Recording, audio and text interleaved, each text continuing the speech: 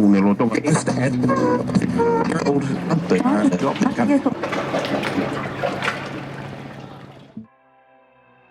इतिहास के पन्नों में बहुत से ऐसे राज दफन हैं जिनके रहस्यों से आज तक पर्दा नहीं उठ पाया है। कुछ राज तो इतने गहरे होते हैं कि सदियां बीत जाने के बाद भी वो रहस्य बना हुआ होता है। जितना ही उन्हें सुलझाने की कोशिश की जाती है वो उतना ही उलझते चले जाते हैं। ऐसी ही एक कहानी आज मैं आपको सुनाने जा रहा हूँ। पैरानॉर्मल सोसाइटी ऑफ इंडिया में काम करने वाले विकास के बारे में, जो राजस्थान के एक ऐसे भूतिया गांव कुलधरा के अनसुलझे रहस्यों को सुलझाने गए थे, जिनको भूतिया शक्तियों ने मारने की बहुत कोशिश की, लेकिन ऐसा क्या हुआ कि उनका बाल भी बांका नहीं हो पाया। पैरानॉर्मल सोसाइटी ऑफ इंडिया, पहले मैं आपको बता देता हूँ पैरानॉर्मल सोसाइटी ऑफ इंडिया होता क्या है। दोस्तों, भूत प्रेत पर वैज्ञानिक तौर पर रिसर्च करने वाले ही पैरानॉर्मल सोसाइटी ऑफ इंडिया से जुड़े होते हैं, और इसी टीम में विकास भी थे। तो इन्हीं की टीम ने ये डिसाइड किया कि कुलधरा में भूत है या नहीं, इसकी जांच हम करेंगे। एक 10 लोगों की टीम बनाई गई, जिसमें विकास उस पूरी टीम को लीड कर रहे थे।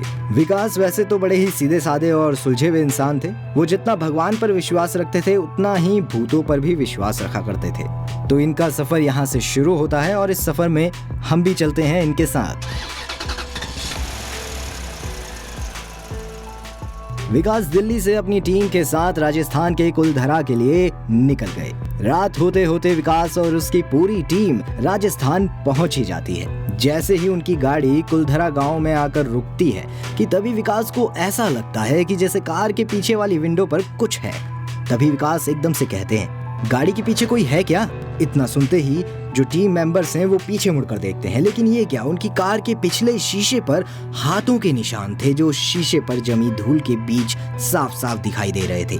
ये देख के टीम के सभी लोग डर से गए, लेकिन वो हिम्मत करते हुए आगे बढ़ चले। वैसे विकास के लिए सबसे बड़ी मुश्किल ये थी कि कुलधरा में 970 मकान थे और सबकी अलग अलग कहानियां भी थी। विकास ने डिसाइड किया कि वो लोग कुलधरा के सबसे बड़े कमरे में भूत की पड़ताल करेंगे।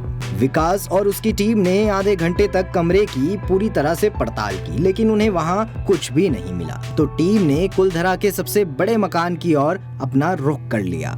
तफ्तीश के लिए विकास और उसके सभी साथी वैज्ञानिक मशीनों के साथ घर के भीतर चले गए। वैज्ञानिक मशीन जिसे हम डिटेक्टर लाइट मशीन भी कहते हैं। मकान देखने में वाकई में बहुत बड़ा सा लग रहा था, जो उस दौर के आलीशान मकानों के बारे में कुछ बयां कर रहा था। वो सभी मकान के अंदर आ गए। अंदर बहुत ज्यादा अंधेरा था। विकास ने टॉर्च जलाने की सोची, लेकिन टॉर्च की रोशनी से भी साफ साफ नहीं दिखाई दे रहा था। वो काफी देर तक तफ्तीश करने लगे, लेकिन उनकी टीम को एक बार फिर से निराशा ही हाथ लगी। टीम का अगला पड़ाव था कुलधरा की सबसे डरावनी जगह, यानी एक ऐसी बावड़ी जहां न केवल लोग बल्कि हजारों सैलानियों ने भी रहस्य में साए देखने का दावा किया है। कुलधरा में ये बावड़ी पानी का एक लौता जरिया था, लेकिन आज भी 200 साल बीत जाने के बाद भी बावड़ी में पानी है। विकास और उसकी टीम इस बात से बहुत ज्यादा हैरान थी कि बावड़ी के पास जिंदगी का कोई नामो निशान नहीं है। विकास और उसकी टीम वहां भी काफी समय तक बैठी रही, लेकिन वहां भी जब कुछ नहीं मिला तो टीम निराश हो गई और उन्होंने वापस जाने का फैसला कर लिया। विकास की टीम का मानना था कि वहां कुछ भी नहीं है। तभी टीम का एक सदस्य कहता है, खोज करते करते सुबह होने वाली है, इसलिए अब हमें यहाँ से जाना चाहिए। वहीं विकास ने अभी भी उम्मीद नहीं छोड़ी थी। विकास को मिली जानकारी के मुताबिक इस घर में एक छोटी सी कोठरी है, जिसके तहखाने में पालीवाल ब्राह्मणों का खजाना दबा हुआ है, और वहाँ के आसपास के ग्रामीणों का मानना है कि आज भी उस खजाने की हिफाजत एक जहरीला कोबरा और कुछ आत्माएं मिलकर करती हैं। विकास ने अपनी टीम को गाड़ी के पास भेज दिया और खुद लाइट डिटेक्टर मशीन लेकर कमरे में उस तहखाने को ढूंढने लगा, और तभी उसके कमरे के कोने में उसे तहखाने का रास्ता दिखाई दे जाता है। विकास तहखाने के अंदर चल देता है। अंदर बहुत ज्यादा अंधेरा था।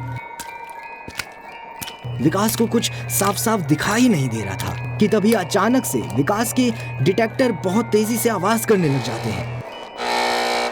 विकास तभी आवाज लगाता है ताकि कोई आत्मा अगर वहां हो तो वो उससे बात कर सके, लेकिन तभी विकास नीचे जमीन पर गिर जाता है, जैसे मानो उसे किसी ने जोर से धक्का दिया हो। विकास का उपकरण और टॉर्च कहीं दूर जाकर गिर जाता है। विकास तभी डर जाता है और वापस पलटकर भागने लगता है। उसके कानों में औरत की रोने की आवाज आने लग जाती है। विकास डर से तेजी से बाहर की तरफ भागता है, लेकिन वो आवाज और तेज आने लग जाती है।